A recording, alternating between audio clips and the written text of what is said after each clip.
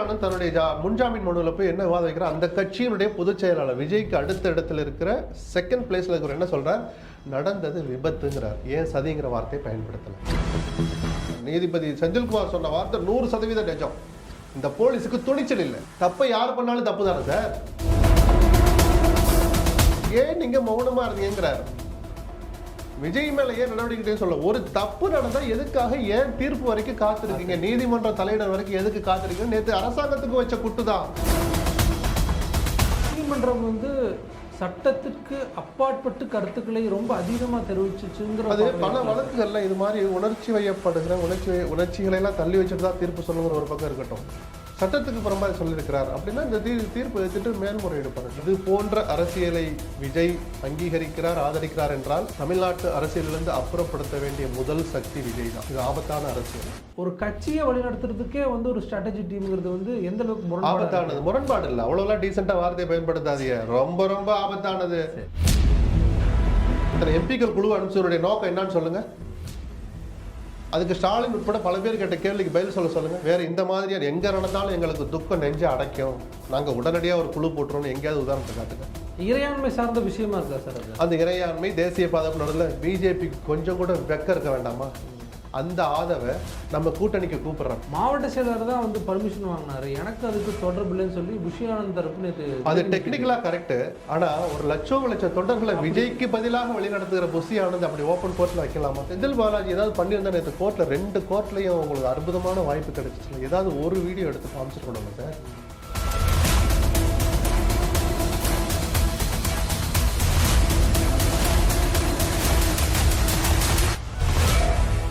மாலை முரசு நேயர்களுக்கு வணக்கம். இன்றைய நிகழ்ச்சியின் சிறப்பு விருந்தினர் பத்திரிகையாளர் திரு எஸ்பி லட்சுமணன் அவர்கள். சார் வணக்கம். வணக்கம். இந்த கரூர் துயர சம்பவம் நடைபெற்று 1 வார காலம் கடந்திருக்கும். குறிப்பிட்டு நீதிமன்றத்தினுடைய இந்த அப்சர்வேஷன்ஸ், நீதிமன்றம் அறிவித்திருக்கக்கூடிய விஷயங்கள் எப்படி பார்க்குறீங்க சார்? பிரிண்டடாக தீர்ப்பில் வந்த வாசகங்கள் தாண்டி இது தொடர்பான வழக்கு விசாரணை நடந்து கொண்டிருந்த போதே நீதிபதி வெளிப்படுத்திய வேதனை கலந்த வார்த்தைகள், கோபம் கலந்த வார்த்தைகள். நான் பல நேரங்களில் சொல்லுவேன், நீதிபதிகளும் மனிதர்கள் தான். வெறும் சட்ட புத்தகத்தை மட்டுமே பார்த்துட்டு இன்றைக்கி யாரும் சொல்கிறதில்ல. அவர்களுக்கும் உணர்வுகள் இருக்குது, உணர்ச்சிகள் இருக்குது. பொது வழியில் என்ன நடக்குதுன்னு பார்க்குறாங்க. பார்க்க வேண்டிய நிர்பந்தம் நீதிமன்றங்களுக்கு வந்தாச்சு. இன்றைக்கி சோஷியல் மீடியா வளர்ந்துட்டதுனால அரசு தரப்பு மறைக்கிறது, அந்த பெட்டிஷனர் மறைக்கிறார் அப்படிங்கிறதெல்லாம் தாண்டி நிஜத்தில் என்ன நடந்ததுன்னு அவங்க ஒரு பார்வை பார்க்குறதுக்கும் அந்த சோஷியல் மீடியா தங்களை சுற்றிய புறவெளியில் நடக்கிற விஷயங்கள் அவர்களுக்கு தேவையாக இருக்குது. அதையெல்லாம் மனசில் வச்சு தான் அத்தனை வார்த்தைகளை அவர் பயன்படுத்தினார். இது என்ன மாதிரியான கட்சி? இதை என்னை போன்றவர்கள் பல பேட்டிகளில் சொல்லிகிட்டு இருக்கிறாங்க. மனசு யாராலையுமே தாங்க முடியல. வெவ்வேறு வார்த்தைகளில் கோபங்கள், வடிவங்கள், உருவங்கள் மாறி இருக்கலாமே தவிர கோர் பாயிண்ட் எல்லாருக்கும் ஒன்று தான். அந்த கோபம், தார்மீக கோபம். ஒரு தலைவர் இப்படி பறந்தடிச்சுட்டு வரலாமா? அந்த இடத்துல இருக்க வேண்டாம். ரைட்டு, திருச்சியில் இருங்கன்னு முதல்ல நான் சொன்னேன். நானும் ஒரு பிரஜையாக தான் அதை எதிர்பார்க்குறேன். இருந்துக்கிட்டு அன்றைக்கி போக வேணாம், அடுத்த நாள் போங்க. இல்லை நான் போகலை, புஷி ஆனந்த் அல்லது இன்னும் நிர்வாகிகள் மயானம் வரைக்கும் ஒரு நடக்க மாட்டதுக்கு கூட போங்க. கைது பண்ணால் என்ன சார்? பண்ணிட்டு போகிறாங்க. 1 வாரம் 10 நாளில் பெயிலில் வர போகிறாங்க. தூக்கில் போடுற வழக்காது இல்லை, கன்விக்ஷன் வரைக்கும் வழக்கு நடக்கிறதுக்கு எத்தனை வருஷம் ஆகும்? ஒரு குறைஞ்சபட்ச தைரியத்தை, உற்சாகம் இந்த இடத்துல பயன்படுத்தக்கூடாது. ஒரு தைரியத்தை கொடுத்து தலைவர் அதை வழி நடத்தி நம்பிக்கை கொடுத்துருக்கணும். ஆமாம், நீங்கள் பரவாயில்ல, நீங்கள் அந்த ஒரு அடக்கமாட்டதுக்கு போயிட்டு அப்படியே மயானத்திலே கைதாயிக்கோங்க. அரசியல் ரீதியாக பார்த்தால் அது நல்ல ஆலோசனை, மனிதாயமான அடிப்படையில் பார்த்தால் நல்ல ஆலோசனை. தன் பின்னால் வருகிற லட்சக்கணக்கான இளைஞர்களுக்கு ஒரு நல்ல பாடத்தை கற்றுக்கணும். ஒரு தலைவன் இப்படி தான் இருக்கணும், ஒரு எதிர்பாராத துயரம் நடந்துட்டா இப்படி தான் நடந்துக்கணும் ஒரு தலைவர்னு பல விஷயங்களை நம்ம இதைத்தான் நான் ஒரு தடவை சொல்லி எல்லாருக்கிட்டே எதிர்பார்ப்பேன். குறிப்பாக இளைஞர்களை யாரெல்லாம் இருக்கிறாங்களோ அவங்ககிட்டலாம் நான் சொல்லுவேன். சீமானுக்கு சில அறிவுரைகள் நம்ம நான் பெரிய இங்கே அனைவரும் அனுபவம், நான் ஆலோசனை வழங்குவேன் அப்படி இல்லை. இவர்கள் ஆள நினைக்கிற இந்த தமிழ்நாட்டில் நானும் ஒருத்தன். அதிர்ஷ்டவசமாகவோ துரதிர்ஷ்டவசமாகவோ இவர்கள் யாரேனும் ஒருவர் ஆட்சிக்கு வந்தால் அந்த ஆட்சியின் கீழே இருக்க போறவங்களாம் நானும் ஒருத்தங்கனால நமக்கு சில எதிர்பார்ப்பு இருக்குங்கிறனால நம்ம இதெல்லாம் சொல்றோம். அண்ணாமலை பின்னால் லட்சக்கணக்கான தொண்டர்கள் திரள்றாங்க. அண்ணாமலை நிறைய பொய் பேசாதீங்க. நீங்க பொய் பேசுறத ஒரு நல்ல விஷயம் எடுத்துக்கிட்டு அவனும் பேச ஆரம்பிச்சா சொசைட்டி என்ன ஆகும்னு பல நேரங்கள் நம்ம சொல்றோம். பார்த்துட்டு சொல்றோம். விஜய்க்கும் நம்ம அதை தான் சொல்லிட்டு இருக்கிறோம். நல்ல விஷயங்களை கற்றுக் கொடுங்க அப்படின்ட்டு. ஸோ அந்த மாதிரி வந்திருக்க கூடாதுன்றது நீதிமன்றம் ஒரு பார்வை பார்க்குது. நீதிமன்றம் வந்து சட்டத்திற்கு அப்பாற்பட்டு கருத்துக்களை ரொம்ப அதீதமா தெரிவிச்சுச்சுங்கிற அது பல வழக்குகள்ல இது மாதிரி உணர்ச்சி வயப்படுகிற உணர்ச்சிகளை எல்லாம் தள்ளி வச்சுட்டு தான் தீர்ப்பு சொல்லுங்கிற ஒரு பக்கம் இருக்கட்டும். சட்டத்துக்கு புறம்பாக சொல்லியிருக்கிறார் அப்படின்னா இந்த தீர்ப்பு எடுத்துட்டு மேல்முறையீடு பண்ணட்டும்.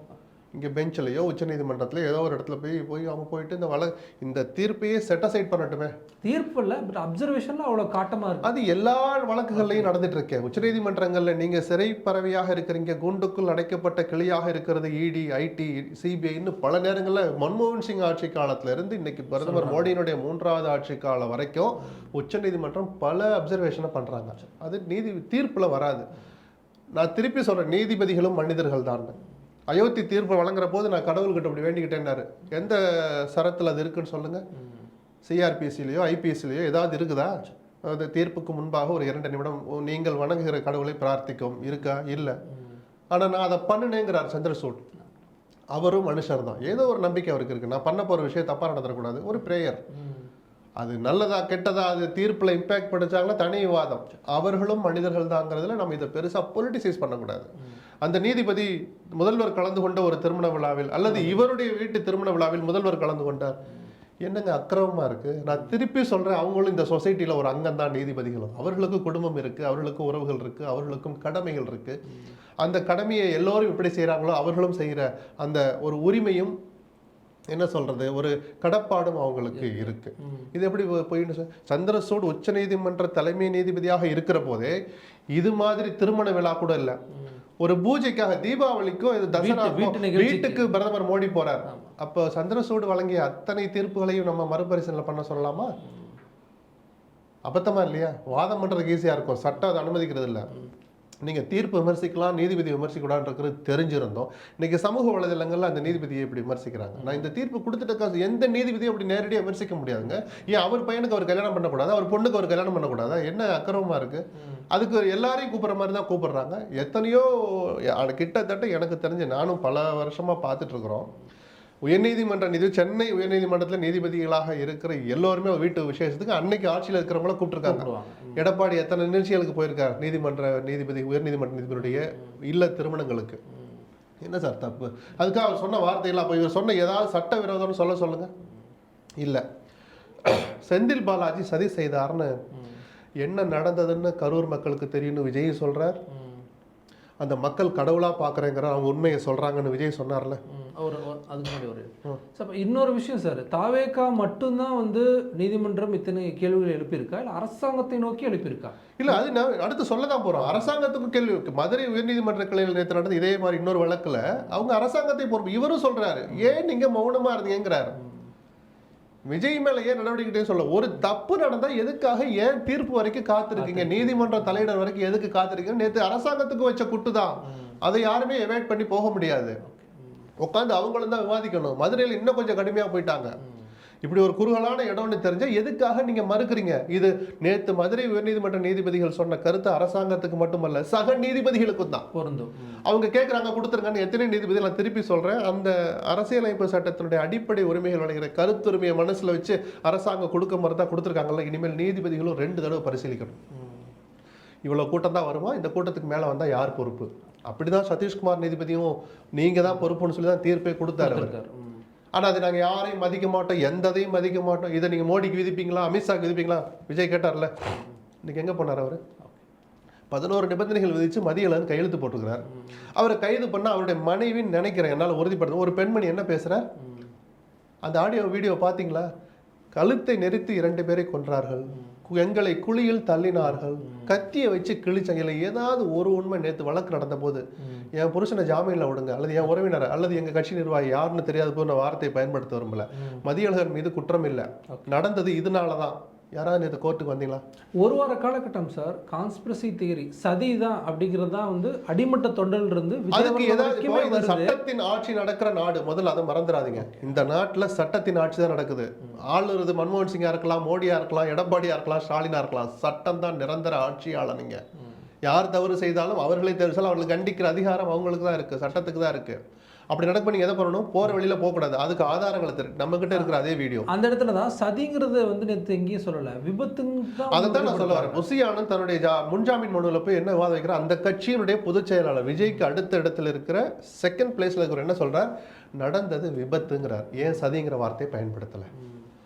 இல்லை என்னையை பாதுகாத்துக்கிறதுக்கு தான் நான் ஒரு பொய் சொன்னேன்னு கோர்ட்டில் சொல்லுங்களா? அந்த பெட்டிஷனில் ஃபர்ஸ்ட் லைனே அஃபிடவிட், ஸ்வோன் அஃபிடவிட் தான் இருக்கும்.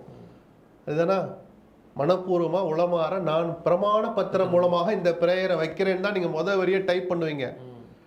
அப்போ அதுக்கு அந்த வார்த்தையை சொன்ன பிறகு நீங்கள் போய் சொல்கிறீங்களா?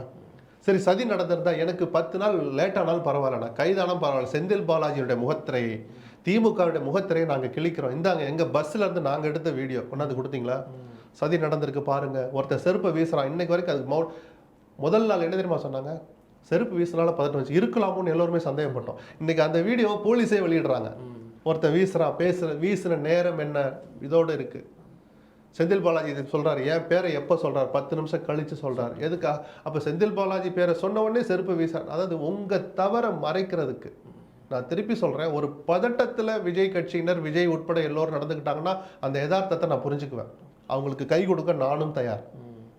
ஆனால் அதை தவறுல இருந்து பாடம் கற்றுக்கணும்னு நீங்கள் நினைக்கலைன்னா கை கொடுத்த நான் தான் முதல் முட்டாள்னு எடுத்துப்பேன். புரியுதுங்களா? நீங்கள் தவறை திருத்திக்கலன்னா என்ன சார் அர்த்தம்? ஒரு 3 நாள் கழிச்சு ஒரு வீடியோ வெளியிடுறார், முதலமைச்சருக்கு சவால் விடுறாரு, என்னைய பிடிங்க அவங்கள விடுங்க. உங்களை பிடிங்கன்னா எதுக்காக பெட்டிஷனில் போய் அப்படி போட்டீங்க? விஜயினுடைய ஆலோசனை இல்லாமல் அந்த பெட்டிஷன் தயாரிக்கப்படவே இல்லை, எனக்கும் தெரியும். 3 மணி நேரம் உட்காந்து எல்லாரோடைய ஆலோசனை பண்ணார். ஞாயிற்றுக்கிழமை வீட்டுக்கு அனுப்புறதுக்கு முன்னாடி விஜய் உட்காந்துருந்தார். புசி ஆனந்துக்கு ஏபி கேட்கலாமா, எங்கே கேட்கணும் அப்படிங்கிறதெல்லாம் விஜய் இருந்து தான் பண்ணுறார். அதில் ஒரு வரி சொல்லியிருக்கலாமே, இல்லை சதி நடந்ததுன்னு எங்கேயுமே சொல்லலை. அப்போ பொதுவெளியில் பொதுமக்களை, தன் ரசிகர்களை, தொண்டர்களை ஏமாற்றுவதற்கு ஒரு பேச்சு, சட்டத்தின் ஆட்சி நடக்குது அதில் நம்ம தப்பாக சொன்னால் மாட்டிக்கொன்றதுக்காக அங்கே ஒரு பேச்சுன்னா ஒரு தலைவன் செய்கிற செயலா? சட்டத்தின் ஓட்டைகளை பயன்படுத்துறது வேற, அப்பட்டமான பொய்யை சொல்றது, உண்மைக்கு நேர் மாறான விஷயங்களை சொல்றதுங்கிறது வேற சார். இதை முதல்ல விஜய் புரிஞ்சுக்கணும். இது யாருக்கும் நடக்காது, நடந்துடுச்சு. அதுலேருந்து எப்படி மீண்டு வர்றது, அதுலேருந்து என்ன தவறு நடந்து அதை புரிஞ்சுக்கிட்டு அதில் பாடம் கற்றுக்கிறோங்கிறதா நம்ம முக்கியமே தவிர இன்னமும் அரசியல்னு பேசிட்டு இருக்கிறது இந்த தமிழ்நாட்டுக்கு, ஒட்டுமொத்த இந்த மனித சமூகத்துக்கு செய்கிற துரோகம் தான் நான் சொல்லுவேன். பல 10 ஆண்டுகளாக எல்லா கட்சியும் அப்சர்வ் பண்ணிட்டு வந்திருக்கீங்க. ஒரு விபத்து நடக்குது, எக்ஸாம்பிளுக்கு நம்ம கள்ளச்சாராய மரணத்துக்கு வந்து முதல்வர் போல, ஆனால் துணை முதலமைச்சரை அனுப்பிச்சி வச்சாங்க. ஆனால் இதுக்கு ஒருத்தர் கூட போலுங்கிறது வந்து நம்ம எப்படி நம்ம புரிஞ்சுக்கிறத? எதுக்கு போகலை ஒருத்தரும்? தாவேக்காவை சார்ந்தவர்கள் யாரும் இல்லை, அதுதான் நான் அந்த நேரத்து பதட்டத்தை நான் ஒத்துக்கிறேன். ஏன் நீங்கள் சம்பவம் நடந்த உடனே ஜிஹெச்சுக்கு ஏன் போகலன்னு யாருமே கேட்க மாட்டாங்க. ஏன்னா இன்னொரு தள்ளுமுள் வந்துடும், கோபதாபங்கள் வெடிக்கும். அந்த நேரத்தில் சொல்கிறேன் நான், உயிர் போய்கிட்டு இருக்கு அல்லது இருக்கிறானா இல்லையான்னு தெரிகிற போது என்னதான் விஜயை தெய்வமாக ஒருத்தர் பார்த்துருந்தாலும் அந்த வீட்டில் இருக்கிற ஒருத்தர், அந்த படுத்து கிடக்கிறவங்களுடைய உறவு விஜயனுடைய சட்டையை பிடிப்பாங்க கோபத்தில். ப்ராக்டிக்கலாக எல்லாருக்கும் உணர்ச்சி இருக்குங்க. அதனால அப்போ ஏன் போகலன்னு யாருமே கேட்கல. திருச்சியில் தங்கி இருந்தால் ஒரு தார்மீக உணர்வில் அதில் நானும் துக்கத்தில் பங்கெடுத்துக்கிறேங்கிற ஒரு மறைமுக மெசேஜ் அதில் இருக்குது. சரி, அடுத்த நாள் அந்த புசியானது அனுப்பிவிடுங்கன்னு நான் சொன்னேன். விஜயே நான் ஒரு அடக்கத்துக்கு வர்றேன்னு ஒரு உயிரோட கூட போயிருந்தாருன்னா அது எவ்வளோ பெரிய மெசேஜை சொல்லியிருக்கோம். நானும் ஒரு பொறுப்புள்ள தலைவன் தான் நடந்துட்டு தானே நீதிபதி நேற்று அந்த வார்த்தைகளை பயன்படுத்தியிருப்பாரா? நிச்சயமாக மாட்டார். மாறா விஜயினுடைய வழக்கறிஞர், அந்த கட்சியினுடைய வழக்கறிஞர் பிரிவு செயலாளர் நினைக்கிறேன், இந்த பெட்டிஷனை புசி ஆனந்தனுடைய ஏபி பெட்டிஷனை ஃபைல் பண்ணிவிட்டு 3 நாள் முன்னாடி வெளியில் வந்து சொல்கிறார், மருத்துவமனையிலேருந்து சடலங்களாக வெளியே போன அத்தனை பேருமே அந்த நெரிசலில் சிக்கியவர்கள் தானான்னு எங்களுக்கு சந்தேகம் இருக்குங்கிறார். என்ன சார் அக்கிரமம் அது? விஜய் அதுக்கு பிறகுதான் விஜய் வீடியோ வெளியிடுறார். என்னுடைய கட்சியின் சார்பாக வழக்கறிஞர் வெளியிட்ட கருத்துக்கள் சட்டத்துக்கு தேவையானதாக இருக்கலாம், எனக்கு அதில் உடன்பாடு இல்லை. ஒரு வார்த்தை சொல்லியிருக்கணும்ல. அப்போ உங்களை நம்பி, உங்களை ரசித்து, உங்களை பார்க்கணுங்கிற ஒரு ஆர்வத்தில் வந்தவனுக்கு நீங்கள் கொடுக்குற மரியாதை இதுதான்னா, அதனால தான் சொன்னேன், இது போன்ற அரசியலை விஜய் அங்கீகரிக்கிறார், ஆதரிக்கிறார் என்றால் தமிழ்நாட்டு அரசியலிலிருந்து அப்புறப்படுத்த வேண்டிய முதல் சக்தி விஜய் தான். இது ஆபத்தான அரசியல். எத்தனையோ அயோக்கியர்களை இந்த நாடு பார்த்துருக்கு. அந்த அயோக்கியர்கள்கிட்ட இருக்கிற ஒரு துளியளவு மனிதாபிமானத்தையும் பார்த்துருக்கு, மனசாட்சியையும் பார்த்துருக்கு. இவ்வளவு தூரம் அவங்களுக்கெல்லாம் மாற்றா நான் வந்திருக்கிறேன்னு சொல்கிற ஒருத்தர் செய்கிற காரியம் இது அல்ல. ஓகே, இதில் வந்து தலைமைத்துவம் பிரச்சனையாக சார், இல்லை கட்சியினோட நிர்வாகம் சார்ந்த விஷயங்கள் இல்லை, தொண்டர்களுக்கு கட்டுப்பாடு இல்லை. அப்போ அதனால தான் நான் உட்கட்டமைப்புன்னு ஒன்று சொல்லிக்கிட்டே இருப்பேன். இப்போது ஒரு 10,000 பேரையும் ஒரு ஆளால் கட்டுப்படுத்த முடியாது. ஆனால் எப்போ நம்ம ஒன்றியத்துல எல்லாம் வந்திருக்கோம், இங்கே நில்லுங்கப்பா, அந்த 4வது போஸ்ட்டுக்கிட்ட நில்லுங்கப்பான்னு சொன்னால் அந்த ஒன்றிய செயலர் ஓரளவு கண்ட்ரோல் பண்ணுவான். டேய் டேய் டேய் இருறா, இந்த செருப்பு விசாரா, நம்ம தலைவர்ரா அவர், பக்கத்தில் ஒருத்தன் சொல்லியிருப்பான். கட்டுப்படுத்த அங்கே ஆளே கிடையாது. உட்கட்டமைப்புங்கிறனுடைய அந்த முக்கியத்துவத்தை விஜய் இனிமேலாவது உணரணும். அவர் மேலே தப்பு இல்லை, அவர் வந்ததே லேட்டு. 50 லட்சம் பேர் உறுப்பினராக சேர்த்துட்டார், 90 லட்சத்தை தாண்டி விட்டதெல்லாம் ஏதோ பார்த்து இந்த ஆப் வெளியிட்ட போதெல்லாம். அதுக்கப்புறம் கூட ஒரு செய்தி நடுவில் வந்துச்சு, சோஷியல் மீடியா வச்சு அதையும் தான் டெவலப் பண்ணுறாங்க. 90 லட்சம் பேரோ 9 கோடி பேரோ அது விஷயம் இல்லை. வெறும் 9,000 பேர் இருந்தாலும் அவங்கள கட்டுப்பாடாக வழி நடத்துறதுக்கு கட்டமைப்பு அவசியம். விஜய் அதை முதல்ல உணரணும். ஓகே, கட்டமைப்புன்ட்டு வரும்போது சார், பல கட்சிகளினுடைய கட்டமைப்பை பார்த்துருக்கோம். 2014க்கு அப்புறம் தேர்தலை வந்து அணுகிறதுக்கு ஸ்ட்ராட்டஜி டீம்லாம் கொண்டு வராங்க. தேர்தலை அணுகிறதுக்கு ஸ்ட்ராட்டஜி டீமும் ஒரு கட்சியை வழிநடத்துறதுக்கே வந்து ஒரு ஸ்ட்ராட்டஜி டீமுங்கிறது வந்து எந்த அளவுக்கு ஆபத்தானது? முரண்பாடு இல்லை, அவ்வளோலாம் டீசெண்டாக வார்த்தையை பயன்படுத்தாதீங்க. ரொம்ப ரொம்ப ஆபத்தானது. தேர்தலில் ஜெயிக்கிறதுக்கு வியூகங்கள் சோஷியல் மீடியா வளர்ந்துருச்சுன்னு நான் சொன்னேன். அதில் எப்படி அடிக்கலாம், அவன் நம்மளை அடிச்சானா நம்ம எப்படி 2 தடவை அடிக்கிறது, அவன் தெரியாத மாதிரி ஊமை குத்துறா நம்ம எப்படி 4 குத்து திருப்பி குத்துறதுக்கெல்லாம் நீங்கள் அட்வைசர் வச்சுக்கலாம், வியூக வகுப்பாளர்களை வச்சுக்கலாம். கட்சியை நடத்துறதுக்குன்னா நீங்கள் கட்சி நடத்த தகுதி இல்லைன்னு அர்த்தம். ஒரு தலைவனுக்கு சுய புத்தி வேணும், சரிதானா? அவங்க முடிவெடுக்கணும். அவன் வந்து சார் இதெல்லாம் தள்ளி போட்டு இவனை வந்து விடுங்க, ஐயோ அவன் என்கிட்ட எப்போ இருந்து இருக்கான் தெரியுமா, அவன்கிட்ட என்ன திறமை இருக்குது தெரியுமான்னு தலைவன் சொல்லணும். வியூக வகுப்பாளர் சொல்கிறத கேட்கக்கூடாது. துரதிருஷ்டவசமாக விஜயை கட்சி நடத்துவதிலிருந்தே சிலர் வழி நடத்துகிறாங்க. வழி நடத்துறதுங்கிறது வேற, வழி நடத்துறதுங்கிறது கௌரவமான வார்த்தை. ஆலோசனை சொல்லலாம். இன்னொரு சொல்ல போனால் அந்த ஆலோசனைகளை விஜய் கேட்கணும்.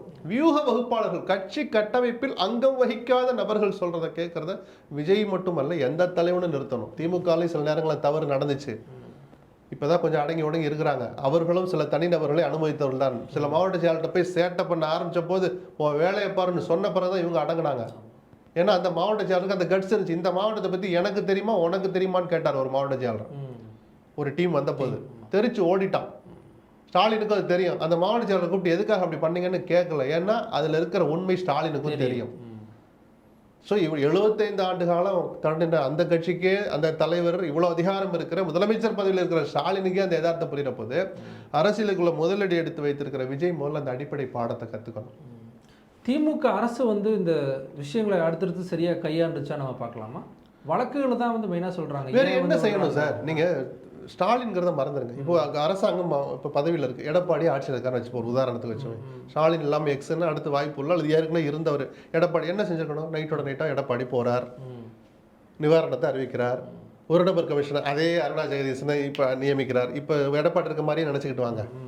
எடப்பாடி மேலே என்ன தப்பு இருக்குது? ஆஸ்பத்திரிக்கு போகிறார், அங்கேருந்து முடிக்கி விடுறார், பார்த்துக்குங்க பார்க்குறார், வந்துட்டார். உதயநிதி வந்தார், இப்போது எங்கே? ஏன் 7 நாளாக கரூர்லேயே பார்க்கணுமா? நிர்மலா சீதாராமன் வந்தார், எங்கே போனார்? அவர் தான் நிதியமைச்சராச்சே, நிறைய அள்ளி கொடுக்கலாமே, கேட்கலாமா? நிர்மலா சீதாராமனுக்கு வேறு வேலை இல்லையா? சொல்லுங்கள் சார். அரசியல் பேசுறதுக்குன்னு வேற தளங்கள் களங்கள் இருக்கு, நீங்கள் அங்கே போய் பாருங்க. இல்லை, தேர்தல் அரசியலுக்காக தான் இது எல்லாத்தையும் பண்ணுறாங்க அப்படிங்கிற விஷயத்தை அதுதான் பிஜேபி நடந்துக்கிட்டு சார். நீங்கள் இத்தனை எம்பிக்கள் குழு அனுப்பிச்சவருடைய நோக்கம் என்னன்னு சொல்லுங்கள். அதுக்கு ஸ்டாலின் உட்பட பல பேர் கேட்ட கேள்விக்கு பதில் சொல்லுங்க. வேற இந்த மாதிரியான எங்கே நடந்தாலும் எங்களுக்கு துக்கம் நெஞ்சு அடைக்கும், நாங்கள் உடனடியாக ஒரு குழு போட்டுருவோம்னு எங்கேயாவது உதாரணத்தை காட்டுங்க. கும்பமேளாக்கே அனுப்பலை, மணிப்பூருக்கே அனுப்பலன்னு கேட்டதுக்கு பதிலே இல்லை. மணிப்பூரை பற்றி பேசாதீங்க. அப்போ நீங்கள் சண்டிகாரில் ஜெயிச்சா, பஞ்சாபில் ஜெயிச்சா, டெல்லியில் ஜெயிச்சா மட்டும் இங்கே என்னத்துக்கு ஸ்வீட் கொடுக்குறீங்க? பிஜேபி கமலாலயத்தில் எத்தனை நாளுங்க ஸ்வீட் கொடுத்துருக்காங்க? தமிழ்நாட்டு வெற்றிக்காக ஸ்வீட் கொடுக்குற நிலைமை வரவே இல்லை. எனக்கு தெரிஞ்ச சில மாமாங்கத்துக்கு வரவும் வராது. அப்புறம் எதுக்கு ஸ்வீட் கொடுக்குறீங்க கமலாலயத்தில்? ஹரியானாவில் ஜெயிக்கிறதுக்கு இங்கே எதுக்கு சார் ஸ்வீட் கொடுத்தீங்க? கேள்வி வரும் இல்லை? அப்போ அந்த ஸ்வீட் கொடுக்குறவங்க மட்டும் அடுத்த மாநிலம் உங்களுக்கு தேவைப்படுது. மணிப்பூருக்கு ஏன் பிரதமர் போகலை, மணிப்பூருக்கு ஏன் ஒரு டீம் போகலைன்னு கேட்டால் உங்களுக்கு கோபம் பொத்துக்கிட்டு வருது. என்ன சார் நியாயம்? ஒரு தர்மம் அரசியலெல்லாம் எதிர்பார்க்கக்கூடாதான். நான் ரொம்பலாம் பேராசைப்படலை. மனசாட்சின்னு ஒன்று வேண்டாமா? அந்த கேள்வியில் ஒரு தர்க்கம் இருக்குன்னா நீங்கள் புரிஞ்சுக்க மாட்டீங்களா? அப்போ கேட்குற கேள்வி சரிதான். அப்போ அரசியலுக்காக தானே சார் அனுப்புகிறாங்க. அந்த எம்பிக்கள் குழுவில் ஒருத்தராக இருந்த அனுராக் தாக்கூர் முதலமைச்சருக்கு ஒரு கடிதம் எழுதுகிறார். முதல் வரியே இப்படி தான் ஆரம்பிக்குது: நடந்த நிகழ்வுகளுக்கு, அங்கே கரூரில் இப்போது நிகழ்கிற சூழலுக்கு நீங்கள் தான் முழு பொறுப்பு. நீங்கள் என்ன பெரிய ஜட்ஜா? அப்போ நாட்டில் நடக்கிற பல விஷயங்களுக்கு பிரதமர் மோடி தான் முதல் பொறுப்புன்னு எழுதுன்னு அனுராக் தாக்கூர் அப்படியே என்டார்ஸ் பண்ணி டெல்லியில் ஒரு ப்ரெஸ் மீட் வச்சுருவாரா? அப்போ அரசியலுக்கு தான் நான் தப்பு சொல்ல, பக்கா அரசியல் பண்ணுறாங்க, அதை நல்லா செய்கிறாங்க, அதை ஒத்துக்கணும். நீங்கள் ஏதோ மக்களுக்காக தான் இப்படி தான் நாங்கள் வர்றோம். எங்கே வந்தீங்க? இப்போ விஜய் அந்த சனிக்கு அந்த ஒரு லீவு நாள் புதன்கிழமை நினைக்கிறேன், அங்கே எங்கே போகிறார், குருமூர்த்தியை பார்க்குறாரு. அவங்க ஆட்கள் பார்த்தாங்க, வைக்காங்க. இவர் மறுத்தார், குருமூர்த்தி மறுத்தார். விஜய் கிட்ட இருந்து சத்தமே இல்லை. ஆனால் தனக்கு ஆதரவு தெரிவித்தவர்கள் நன்றி சொன்னார். அது வழக்கமாக நான் சொல்கிறது தான். ராகுல் காந்தி பேசினார்னாங்க, அமித்ஷா பேசினார் ஒரு செய்தி வந்துச்சு. அமித்ஷா பேசலை, விஜய் தான் பேசினார்னு ஒரு தகவல் இருக்கு ஆளுநர் ரவி மூலமாக. குருமூர்த்தியை போய் ஒரு எக்ஸ் பார்க்குறாங்க. அந்த குருமூர்த்தி ஆளுநருக்கு ஒரு இன்ஸ்ட்ரக்ஷன் கொடுக்குறார். ஆளுநர் இந்த நேரத்தில் ஃபோன் பண்ணுங்கிறார், 4 to 4:30 ஃப்ரீயாக இருப்பார் பேசுங்கன்னு சொன்னதான் எனக்கு ஒரு தகவல் இருக்கு. மனசாட்சி இருந்தால் விஜய் இதை ஒத்துக்கணும். ரைட்டு, வேண்டாம். நான் இப்போ சார் கை கொடுக்கணும்னு சொன்னல, விஜய் இப்போ துக்கத்திலையும் ஆற்றாமையிலையும் ஒரு பதட்டத்திலையும் ஒரு புதுவிதமான அனுபவத்தில் இருக்கிற விஜய்க்கு எல்லோரும் சேர்ந்து கை கொடுக்கணும். எப்போ தெரியுமா? விஜய் முதல்ல தன்னுடைய உணர்வுகளை வெளிப்படுத்தணும் நேர்மையா. தான் ஒரு மனசாட்சியுள்ள மனிதன் முதல்ல அவர் நடந்துக்கிட்டாதான் நம்ம அவருக்கு உதவி பண்ண நமக்கு மனசு வரும். சிஎம் அவர்களே என்னையை பிடிச்சுக்கோங்க, அவங்கள விடுங்கன்னா இது சட்டத்தின் ஆட்சி நடக்கிற நாடா இல்லை காட்டாட்சி நடக்குதா இல்லை உங்கள் ரூல் எதுவும் நடக்குதா? இல்லை, அதில் அரெஸ்ட் பண்ணவங்களும் வந்து சமூக வலைதளங்களில் வந்து பொய் செய்தி பரப்புனவங்க அப்படிங்கிற ஒரு அது சில பேர். இவர் இந்த முக்கிய நிர்வாகிகள் மேலே வழக்கு போடுறீங்கன்னு சொல்ற ஆதவர்ஜனா தான் சமூக வலைதளங்களில் எது போட்டாலும் அவங்க கைது பண்ணுறாங்கன்னா இங்கே ஒரு புரட்சி வெடிக்கணும்னாரு. எது போட்டாலும் கைது பண்ணலை. கத்தியை வச்சு 15 பேருக்கு இங்கே கிழிச்சான் சைடில் கிழிச்சான்னு சொன்னதுக்கு தான் கைது பண்ணாங்க. அது பத்திரிகையாளரையும் கைது பண்ணாங்க, தனிநபர்களை கைது பண்ணாங்க. அப்படின்னா ஒருத்தனை காட்டுங்கிறாங்க. அந்த ஒரு வீடியோ காமிச்சிருந்தா கைது மாஜிஸ்ட்ரேட்டே ஏற்றுக்க மாட்டாரு. உண்மையை தானப்பா சொன்னா அப்படின்ட்டு போயிருப்பார்ல. அந்த பத்திரிகையாளருக்கு உடல்நலம் சரியில்லை, அதனால விடுங்கன்னு அது ஒரு காரணமா போச்சு. நான் அதுக்குள்ள வரல. ஏன்னா அது அவருடைய உரிமைன்னு சொன்னா அந்த வழக்கு எதிர்கொள்ற துணிச்சலும் அந்த பத்திரிகையாளருக்கு இருக்கும். நான் வரவே மாட்டேன். அதுக்கு ஆதாரத்தை காட்டணும்ல, பத்திரிகையாளர்களா இருந்தாலும். அப்ப அதை செய்யற போது வழக்கு பதிஞ்சா உடனே ஆதவர்ஜனா புரட்சி நிகழும்னு சொல்லுவாரா? அந்த புரட்சி நிகழும்னா என்ன ஆக்ட் வரும்? தேசிய பாதுகாப்பு சட்டம் தான் முதல்ல வரும். இறையாண்மை சார்ந்த விஷயமா இருக்கா சார்? அந்த இறையாண்மை தேசிய பாதுகாப்பு பிஜேபிக்கு கொஞ்சம் கூட வெக்க இருக்க வேண்டாமா? அந்த ஆதவை நம்ம கூட்டணிக்கு கூப்பிடுறோமே, எந்த ஆதவை கூப்பிடுறீங்க? எந்த ஆதவ இருக்கிற கட்சியை கூப்பிடுறீங்க? இப்பவே போயிருங்க என்டிஏவுக்கு, இப்பவே எடப்பாடிகிட்ட போயிருங்க. அட்வைஸ் விஜய்க்கு. இந்த நிர்பந்தங்கள்லாம் நடந்து விஜய் போனால் அது அவருடைய உரிமை சார். ஆனால் விஜயை அம்பலப்படுத்த வேண்டியது ஒவ்வொருத்தருடைய கடமையாக இருக்கணும். ஏன்னா வெளிப்படையாக சொல்லிட்டு செய்யணுதெல்லாம். கொள்கை எதிரின்னு சொல்றீங்க, அப்புறம் எதுக்காக குருமூர்த்தி கிட்ட போய் அட்வைஸ் கேட்டீங்கன்னு கேட்டால் அது நடந்துச்சு நடக்கலன்னு விஜய் வாயை திறந்து பேசணும்.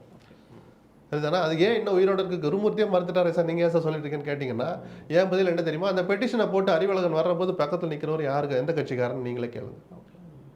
அப்போ அந்த அட்வைசர் தப்பு இல்லை. ஒரு இதில் இருந்து மீண்டு வரணும்னா எங்கெல்லாம் உதவி கிடைக்குதோ பிடிச்சி மேலே வரட்டும். அது யோக்கியமாக செய்யணும். ஏன்னா மற்றவங்ககிட்டலாம் இருக்கிற யோகியத்தோட விஜய் தனக்கு நிறையா யோகியம் இருக்கிறதா நேர்மை இருக்கிறதா சொன்ன விஜய் கிட்ட நான் எதிர்பார்ப்பேன். சாதாரண அரசியல்வாதிட்ட எதிர்பார்க்க மாட்டேன். நேர்மைக்கும் யோகியத்துக்கும் ரொம்ப தூரம் அரசியல்வாதிகளுக்கு. இன்னொரு முரண்பாடாக பார்க்க வேண்டியது சார், இவ்வளவு காலமாக வந்து ஒரு விஷயம் நடக்குதுன்னா ஒட்டுமொத்தமாக கட்சி வந்து அதில் நிற்கும். மாவட்ட செயலர் தான் வந்து பர்மிஷன் வாங்கினாரு, எனக்கு அதுக்கு தொடர்பு இல்லைன்னு சொல்லி புஷி ஆனந்த் தரப்பு நேற்று. அது டெக்னிக்கலாக கரெக்டு. ஆனால் ஒரு லட்சம் தொண்டர்களை விஜய்க்கு பதிலாக வழிநடத்துகிற புஷி ஆனந்த் அப்படி ஓப்பன் கோர்ட்டில் வைக்கலாமா? ரிட்டன் பெட்டிஷனில் ரிட்டன் ஆர்குமெண்ட்டில் இருந்தால் கூட பரவாயில்ல, படிச்சுக்கங்க மேலாடுன்ட்டு போயிடலாம். நீங்கள் ஒரு வார்த்தையை எடுத்து வாதம் பண்ணுறீங்கன்னா அப்போ அந்த தொண்டெல்லாம் என்ன நினைப்பான்? நீ அவனை பிடிச்சிக்க, என்னை விட்டுரு. மதியழகனுடைய மனைவி தான் இதை கவனிக்கணும். உங்களுக்கு நிஜமாகவே மனசாட்சி என்று ஒன்று இருந்தால், மனிதத்தன்மை என்று ஒன்று இருந்தால், சுய புத்தி என்று ஒன்று இருந்தால், புஷி ஆனந்த் தரப்பில் உயர்நீதிமன்றத்தில் வைத்த வாதங்களை நீங்கள் காதார கேட்கணும். நான் ஏதோ தூபம் போடலை. அவ்வளோ அவசரப்பட்டு வார்த்தையில் விட்டுட்டு பேர் முதல்ல சுய கட்டுப்பாடு அந்த அம்மாவுக்கு இருக்கணும் சார். 2 பேரை கழுத்தை நிறுத்து கொண்டாடணும்னு சொல்றது எவ்வளவு பெரிய வார்த்தை சார். இந்நேரம் போலீஸ் நீதிபதி செந்தில்குமார் சொன்ன வார்த்தை 100% நிஜம். இந்த போலீஸுக்கு துணிச்சல் இல்லை. தப்பை யார் பண்ணாலும் தப்பு தானே சார். அந்த பஸ்ஸை பறிமுதல் பண்ணுங்க, நம்ம யாருமே கூட நினைக்கல. அவர் சட்டத்தின் பார்வை பார்க்குறாரு. வேற ஒருத்தர் இடிச்சிட்டு போனாலும் நிறுத்த 2 பேரும் நில்லு, ஒரு எஃப்ஐஆர் போடு, அப்புறம் எழுதி கொடுத்து 2 பேரும் போனதானே சார் சொல்லியிருப்போம். ஆனால் இவங்க என்ன காரணம் விஜயை நினைச்சு தயங்குறாங்க. அது என்னன்னு கடவுள் தான் பார்க்கணும். அதை ஓகே, நேரடியாக வந்து விஜயை உடனடியாக அரெஸ்ட் பண்ணுங்கிற அந்த அளவுக்கு நம்ம போகல. எஃப்ஐஆர்ல சேருங்க, விஜய் கோர்ட்டுக்கு போட்டு எனக்கு முன்ஜாமீன் கொடுங்கன்னு போய் கேட்கட்டும். அங்கே போய் கோர்ட்டில் சொல்லட்டுமே, என்ன எடுத்துக்கணும்னு சொன்னார்ல, நான் முன்ஜாமீனே கேட்க மாட்டேன், கைது பண்ணால் கைது பண்ணுறது துணிச்சலோட விஜய் இருக்கணும். இப்போ எஃப்ஐஆரில் சேர்ப்பாங்க. எதன் அடிப்படையில் விஜய் வந்து எஃப்ஐஆரில் சேர்த்துறோம்? இப்போ தார்மீக பொறுப்பு சார், கட்சியினுடைய தலைவர் சார். நீங்கள் தாமதமான பிரைம் ஆஃபீஸ் இருக்கு, அதுக்கான எங்கே போய் லீட் பண்ணி இந்த கிரைமுக்கு, இந்த அஃபென்ஸுக்கு, இந்த அக்கரன்ஸுக்கு எது லீட் பண்ணிச்சு? நீங்கள் தாமதமாக தொடங்கினதுலேருந்து ஆரம்பிக்குது. ஜட்ஜ்மெண்ட் எடுத்து பார்த்தீங்கன்னா 16 பக்க தீர்ப்பில் செந்தில்குமார் கொடுத்ததுல ஒரு முதல் 2வது பக்கத்தில் ஒரு டேபிள் கால் இருக்கும். அந்த பெட்டிஷனை சொல்லுவார், விஜய் எத்தனை மணிக்கு கிளம்புனாரு, எப்போ திருச்சியில் இறங்கினாரு, எப்போ நாமக்கல் நுழைஞ்சார், நாமக்கலை விட்டு எத்தனை மணிக்கு டவுன் எல்லையை தாண்டி கரூரை நோக்கி போனாருங்கிற வரைக்கும் எல்லாத்தையும் எழுதியிருக்கிறார். அப்போ அது யார்? விஜயை பற்றி தானே. அப்போ அந்த அந்த தானாகவே அந்த அந்த ஒரு என்ன சொல்கிறது, அதில் சம்பந்தம் வந்துடுது இல்லை. அப்படி இல்லைன்னா கூட ஒரு தலைவன் ஆமாங்க நான் தார்மீக பொறுப்பெடுத்துக்கிறேன்னு சொல்லணும் தானே நம்மளை போட்டு தொடர்ந்து சொல்கிறோம். அதை கூட சொல்ல மாட்டேன், நான் எந்த தப்பும் செய்யலைன்னு விஜய் சொன்னதான் அவர் தலையில் அவர் அள்ளி போட்ட மண்ணுன்னு நான் சொல்லுவேன். அது எத்தனையாவது கைப்பிடிலாம் எனக்கு தெரியாது. வெளிப்படையாக நான் பார்த்த மண் அதுதான். ஒரு எதிர்க்கட்சி தலைவராக கடந்த ஒரு வார காலகட்டம் இபிஎஸ் அவர்களுடைய பேச்சுக்கள் எப்படி பார்க்குறீங்க? ஏன்னா விஜய் செஞ்ச தவறுகளை வந்து ஒரு இபிஎஸ் சுட்டி காட்டியிருக்கணும்னு ஒரு வாதம் வைக்கல. இல்லை, முதல் நாள் மருத்துவமனைக்கு போயிட்டு அதிகாலை ஒரு 6 மணி 7 மணிக்கெலாம் அவர் கொடுத்த பேட்டியில் விஜய் சொன்னதையும் அவங்களுக்கும் பொறுப்பு இருந்திருக்கு அப்படின்லாம் சொல்லி காமிச்சார். அடுத்தடுத்த நாள் பிஜேபி உள்ளே போந்தோடனே வழக்கமான அரசியல்வாதி எடப்பாடி முழிச்சுக்கிட்டார். தப்பு இல்லை, அதெல்லாம் அரசியல் எல்லாரும் பண்ணுறது தான். பிஜேபி வந்துருச்சு, களத்துக்கு வந்துருச்சு, விஜயை கூப்பிட போறேன்னு ஏற்கனவே முயற்சி பண்ணி தோத்தவர் தானே விஜயை தங்கள் அணிக்கு கொண்டு வரணும்னு. இப்போ பிஜேபி ஏதோ பண்ணுன்னு சொன்னே டோனை மாத்துறாரு. திமுக எதிர்ப்பு தாராளமாக திமுக விமர்சிங்க சார், அவங்களுடைய ஒமிஷனை நீங்கள் சொல்லி காட்டுங்க. நாளைக்கு எடப்பாடி ஆட்சிக்கு வந்தாருன்னா தான் என்ன செய்யக்கூடாதுங்கிறது இதுல இருந்தா பாடம் கற்றுக்கணும். திமுகவை கிளிங்க அம்பலப்படுத்துங்க, நம்ம அதுக்குள்ளே வரல. அதனால் அரசியலுக்காக இதை செய்யக்கூடாது. பொறுப்பான எதிர்கட்சி தலைவராக நீங்கள் விஜய்க்கும் சேர்த்து தான் அட்வைஸ் பண்ணணும். ஆனால் விஜய் அவர்கள் வந்து நன்றிங்கிறது வந்து பொத்தமதாக சொல்கிறாரு, தனக்கு யார் யாரெல்லாம் வந்து ஆதரவாக. அது எல்லா தலைவர்களும் சொல்கிறது தானே சார். அப்படிலாம் சொல்கிற அளவுக்கு சுய புத்தி ஒரு நிமிஷத்தில் ஒரு செகண்டில் வேலை பார்த்தது அடுத்த செகண்டில் காணாமல் போயிடுச்சு. நான் எந்த தப்பும் செய்யலைங்கிறாரு. அது எவ்வளோ பெரிய வார்த்தை, எவ்வளோ உண்மைக்கு மாறானது தெரியுமா? இவர் போய் தள்ளி விட்டார் நம்ம சொல்ல. தார்மீக பொறுப்புங்கிற அந்த வார்த்தை ஒன்று தமிழில் இருக்குது. அதுக்கு என்ன அர்த்தம்னு விஜய்க்கு துளி கூட தெரியல. குறிப்பிட்டு வந்து கரூர் மக்களுடைய மனநிலையே வந்து விஜய்க்கு ஆதரவாக தான் இருந்துச்சு அப்படிங்கிற அந்த விஷயத்த பார்த்தோம் கிரவுண்ட்லேருந்து வந்த தகவல். சார், இது யாருக்கு சாதகம் பாதகம்? முதல்ல ஆரம்பத்தில் மக்களுக்கு என்ன நடந்துச்சு தெரியல. செருப்பு வீசினாங்கன்னு தாவேக்கா தரப்புல முதல்ல சொன்னபோது நிஜமா இருக்கும்பா, அது எந்த ஊர்லேயும் நடக்காது, கரூரில் நடக்குதுன்னா விஜய் சொல்கிறது சரிதானோ? எல்லாம் சரிதான். அந்த செந்தில் பாலாஜி ஏதாவது பண்ணியிருந்தா நேற்று கோர்ட்டில் 2 கோர்ட்லையும் உங்களுக்கு அற்புதமான வாய்ப்பு கிடைச்சிச்சுல. ஏதாவது ஒரு வீடியோ எடுத்து காமிச்சிருக்கணும்ல சார். மக்களுக்கு போக போக தான் தெரியும். நீங்கள் ஜெயலலிதாவை கொலை செய்தது சசிகலா தான். முதல் 1 வருஷம் அப்படியே பரவலார், யார் சொன்னாலும் மக்கள் நம்ப தயாரா இல்லை. இந்த அம்மா செஞ்சாலும் செஞ்சிருக்குன்னு அடிச்சு கொண்டு தான் ஆஸ்பத்திரிக்கே கொண்டு போனாங்க. ட்ரீட்மெண்ட் எல்லாம் சும்மான்னு ஒருத்தங்க அடிச்சு விட்டாங்க. அதையும் மக்கள் நம்பிட்டு இருந்தாங்க. இந்த ரெட்டை ஜடை போட்டு பெட்ல படுத்திருக்கிற ஜெயலலிதாவுடைய வீடியோ வெற்றிவேல் வெளியிடலைன்னா இன்னைக்கும் சசிகலாவை கொலகாரின்னு தான் தமிழ்நாடு சொல்லியிருக்கோம். சரிதானா? அந்த வீடியோ வந்ததுக்கு அப்புறம் தான் சில உண்மைகள் தெரிய வந்து யாருமே முயற்சி பண்ணாமலேயே அந்த பழி சொல் அப்படியே மறைஞ்சு போயிடுச்சு. அதனுடைய விளைவு தான் அவர் ஜெயிலில் இருந்து வெளியில் வரும்போது அவ்வளோ பெரிய வரவேற்பு. அந்த கொலைகாரிங்கிற அந்த ஒரு குற்றச்சாட்டுக்கு ஆளான சசிகலா அப்படியே அந்த உணர்வோடு தொடர்ந்து இருந்தால் அவ்வளோ பெரிய வரவேற்பு வந்திருக்குமா சார்? போனவன் அமமுக காரனாகவே இருக்கட்டும், அந்த கம்யூனிட்டிக்காரங்களாக இருக்கட்டும், அவர்களும் மனிதர்கள் தான், அவர்களும் தமிழ்நாட்டு பிரஜை தான். இவ்வளோ எழுச்சி வந்திருக்காதுன்னு நான் சொன்னேன். அதுபோல கரூர் சம்பவத்திலே பல உண்மைகள் வெளியில் வரட்டும். அது செந்தில் பாலாஜி சதி பண்ணிருந்தாலும் வெளியில் வரட்டும்.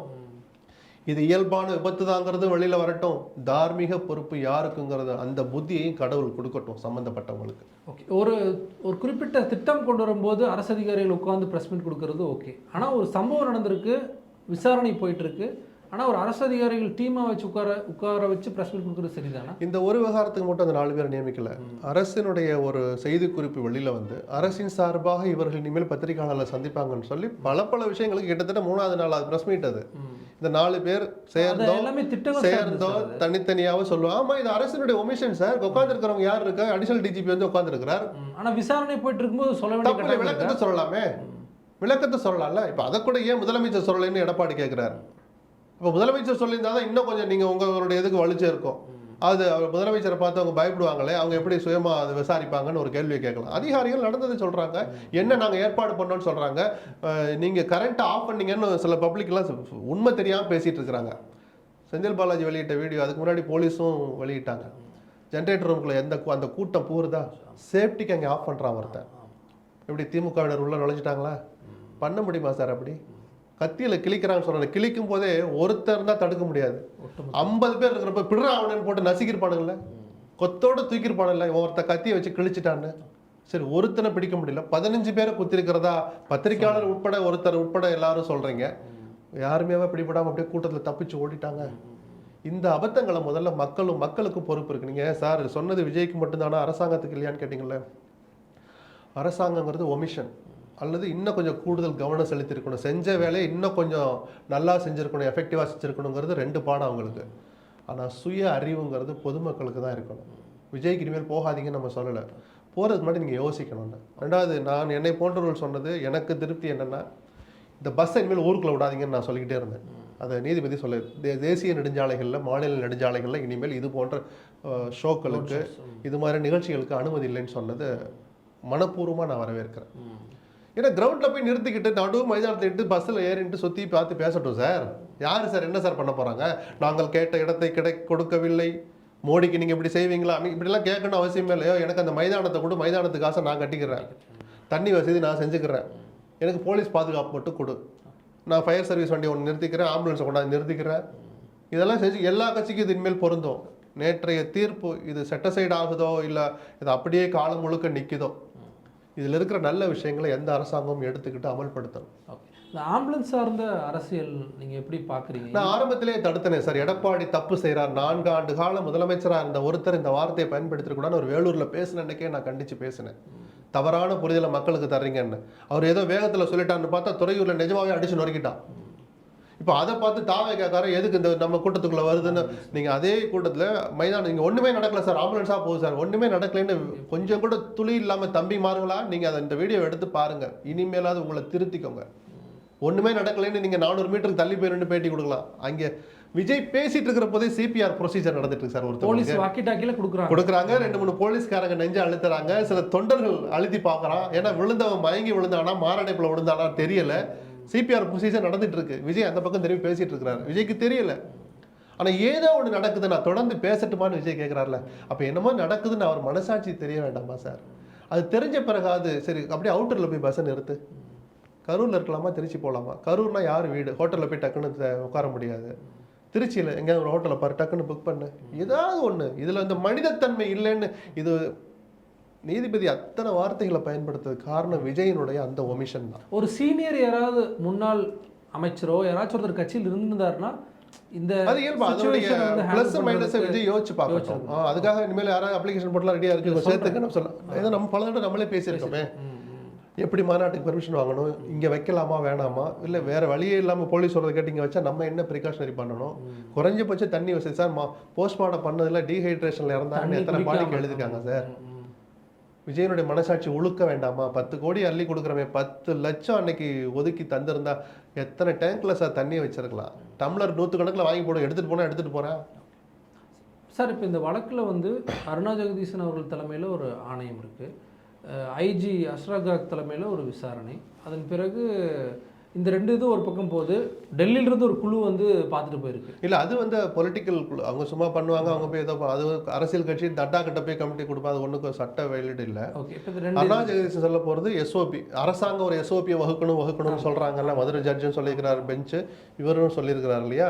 அப்போ அருணா ஜெகதீசன் தரப்போகிற அந்த இன்புட்ஸை வச்சு அந்த எஸ்ஓபிக்கு சில பாயிண்ட்ஸ் எடுப்பாங்க. அவங்க எங்கெல்லாம் லேப்ஸ் இருந்துச்சு சொல்கிறாங்களோ அதெல்லாம் வருங்காலத்தில் நடக்காமல் இருக்கிறதுல அந்த பாயிண்ட்டுகளை சேர்க்கறது தான் எஸ்ஓபி, ஸ்டாண்டர்ட் ஆப்ரேட்டிங் ப்ரொசீஜர். இதெல்லாம் செஞ்சால் தான் இனிமேல் எதையும் நடத்தணும் அப்படி. ஸோ அதுக்கு பயன்படும். அஸ்ராகர் தலைமையில் நடிச்சிருக்கிற எஸ்ஐடி இன்வெஸ்டிகேஷன் டீம் அது. அவங்க குற்ற சம்பவமாக நினைச்சு சட்டப்படி அதனுடைய நடவடிக்கைகளை தொடருவாங்க. நீதிமன்றம் சம்பந்தப்பட்டது. அருணா ஜெகதீசனுடைய நடவடிக்கைகள் எதுவுமே நீதிமன்றத்துக்கு உட்பட்டது அல்ல. ஓகே, கரூர் போலீஸ் விசாரணை நடத்தும், எஸ்ஐடி நடத்துமா சார்? இல்லை, கரூர் போலீஸ் அந்த ஃபைலை கொண்டாந்து எல்லாத்தையும் கொடுக்க சொல்லிட்டாங்க. அதில் அந்த கரூர் இன்ஸ்பெக்டரை ஒரு பார்ட்டியை ரெஸ்பாண்டண்டாக சேர்த்துக்கோங்க. ஏன்னா அவர் சில விஷயங்களை சொல்லணும் வைக்கணும் அப்படிங்கிறனால அவர் பார்த்து என்ன வேணாலும் முடிவெடுக்கட்டும்னு சொல்லியிருக்கிறார். இப்போ நீதிமன்றங்களின் மீது விஜய்க்கு நம்பிக்கை இருக்குன்னு நான் நம்புகிறேன். உங்களுக்கு அட்வர்ஸாக வந்தாலும் அது நல்ல ஆலோசனை எடுத்துக்கிட்டாங்கன்னா அது அவருக்கு நல்லது, எதிர்காலத்துக்கு நல்லது. இன்னும் நீங்கள் போக வேண்டிய தூரம் அதிகம் அரசியலில். இந்த சட்ட நடவடிக்கைகளுக்கு விஜய் உட்பட அவருடைய கட்சி நிர்வாகிகள் அத்தனை பேரும் ஒத்துழைப்பு தரணும். அது உங்கள் மீதான பழியை துடைப்பதற்கும் சரி, இல்லை ஒரு குற்ற செயல் செஞ்சிருந்தால் சட்டத்துக்கு உட்பட்டு அதுக்கான தண்டனையை ஏற்பதும் சரி, இல்லை சதி நடந்திருந்தால் அதை சட்டப்பூர்வமாக நிரூபிப்பதற்குமான ஒரு வாய்ப்பாக பயன்படுத்திக்கிட்டு விஜய் முதல்ல இந்த சட்டத்தின் நடவடிக்கைகளுக்கு ஒத்துழைப்பு தரணும். இதே காலகட்டத்தில் திருமாவுடைய கருத்து, விஜய் ஏன் வந்து அரெஸ்ட் பண்ணல, அதே தான் நீதிமன்றம் சொல்லியிருக்கு. அவருக்கு இப்போ அவரும் இது மாதிரி இல்லை அதுக்கு மேலே பொலிட்டிக்கலாக உள்ள போக வேண்டாம். திருமாவளவன் இது மாதிரியான பல நெருக்கடிகளை தாண்டி தான் இத்தனை வருஷத்துல அரசியலில் நீடிச்சிருக்கிறார். அப்ப நமக்கு அவ்வளவு கஷ்டப்படுத்தினாங்களே, நம்ம எதையெல்லாம் தாண்டணும் அப்படின்னு அவருக்கும் எத்தனையோ நினைவுகள் வந்து போயிருக்கும். அந்த எரிச்சலும் உண்மையும் தான் அவர் அந்த வார்த்தையை சொல்ல வச்சிருக்க தவிர உடனே கூட்டணி விட்டு அவர் போறாரு வராரு அப்படின்னா அரசியலா அதை நம்ம பார்க்க வேண்டியது இல்லை பாஜக வந்து இந்த சூழலை வந்து இல்ல மீதி எல்லாம் நம்ம அப்புறம் பேசலாம் இப்ப பேசுறதுக்கான நேரம் இல்லை. ஓகே, அது அரசியல் ரீதியாக அது பார்க்கவே வேண்டியதில்லை. இதை சட்டத்தின் ஆட்சி நடக்கிற இந்த நாட்டில் சட்டத்தின்படி நடந்த நிகழ்வுகளை விவாதிக்கிறோம். அந்த சட்டத்துக்கு உட்பட்டு எந்த தலைவனும் எந்த கட்சியும் நடந்துக்கணுங்கிற ஒரு கருத்தை நம்ம அழுத்தமா சொல்ல வேண்டிய இந்த நேரத்துல அரசியலை ரொம்ப பேச வேண்டாம். ஓகே சார், நேரத்தை ஒதுக்கி பல்வேறு விஷயங்களை பற்றி ரொம்ப நன்றி சார். நன்றி. நேரில் மீண்டும் ஒரு நிகழ்ச்சி சந்திக்கலாம். நன்றி, வணக்கம்.